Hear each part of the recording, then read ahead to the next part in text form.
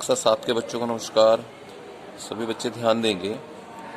हमारा सामाजिक विषय में नागरिक शास्त्र में देश की सुरक्षा एवं विदेश नीति, ये चैप्टर में से एक बार आपको कुछ कराया जा चुका है, लेकिन फिर भी इसके जो कुछ प्रश्न हैं मैं आपको एक बार वीडियो के माध्यम से समझा देता हूँ। रिक्त स्थान की पूर्ति कीजिए। सेना में भर्ती होने के लिए पहले चयन परीक्षा होती है। डैश में यहाँ परीक्षा आएगी।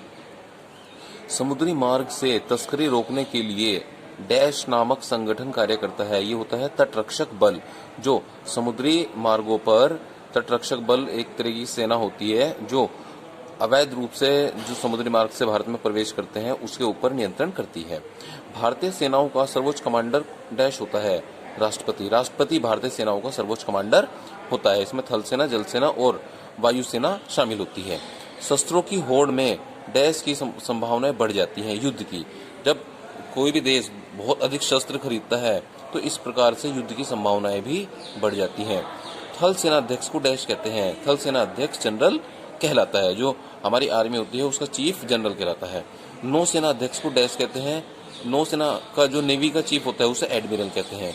वायुसेना अध्यक्ष को डैश कहते हैं। जो एयरफोर्स का चीफ होता है उसे बोलते हैं एयर चीफ मार्शल।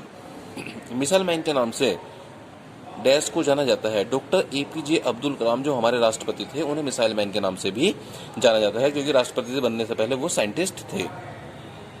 डैश को सशस्त्र सेना झंडा दिवस मनाया जाता है। 7 दिसंबर को प्रतिवर्ष सशस्त्र सेना झंडा दिवस के रूप में मनाया जाता है। निम्न में से सही के सामने सही और गलत के सामने गलत का निशान लगाइए। भारतीय सेना के तीनों अंगों का मुख्यालय दिल्ली में है। बिल्कुल सही है। थल सेना, जल सेना और वायुसेना का हेड ऑफिस दिल्ली में है। वायुसेना के अध्यक्ष को एडमिरल कहते हैं। गलत। वायुसेना के अध्यक्ष को, जैसा मैंने अभी बताया था आपको, एयर चीफ मार्शल कहते हैं। महिलाओं को सेना में भर्ती नहीं किया जा सकता, ये गलत है। महिलाओं को भी सेना में भर्ती किया जाता है। प्रश्न हमारा, देश की सुरक्षा में सहायक संगठनों के बारे में लिखिए। सेना के 3 अंगों के अतिरिक्त कुछ अन्य संगठन हैं जो देश की सुरक्षा के लिए कार्य करते हैं। देश की आंतरिक सीमाओं पर स्थायी रूप से चौकसी का कार्य सीमा सुरक्षा बल का होता है, जिसे हम शॉर्ट में बीएसएफ कहते हैं। देश की जो बॉर्डर होते हैं उनकी सुरक्षा की जिम्मेदारी बीएसएफ की होती है, जिसे सीमा सुरक्षा बल कहते हैं। समुद्र तट की सीमाओं की सुरक्षा तटरक्षक संगठन करता है। जो समुद्र तट है उसकी सीमाओं की सुरक्षा तटरक्षक बल करता है, जो समुद्र के रास्ते होने वाली तस्करी या अवैध रूप से आने वाले सामान को रोकता है। इसके अतिरिक्त बॉर्डर सिक्योरिटी फोर्स भी देश की सीमाओं की सुरक्षा में तैनात रहती है। विशेष आपात स्थिति में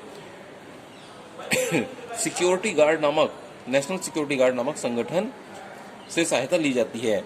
एनएसजी, जिसे नेशनल सिक्योरिटी गार्ड के नाम से भी जाना जाता है, संगठन की सहायता ली जाती है। इसके अतिरिक्त केंद्रीय औद्योगिक सुरक्षा बल, केंद्रीय रिजर्व सुरक्षा बल हर समय देश की सुरक्षा में तैनात रहते हैं। आर्मी के अतिरिक्त सीआईएसएफ भी होती है और एक सीआरपीएफ भी होती है सेना, जो विपत्ति की स्थिति में सहायता करती है। आज आपको सिर्फ यही होमवर्क दिया जा रहा है। नेक्स्ट वीडियो में आपको पूरा चैप्टर करा दिया जाएगा।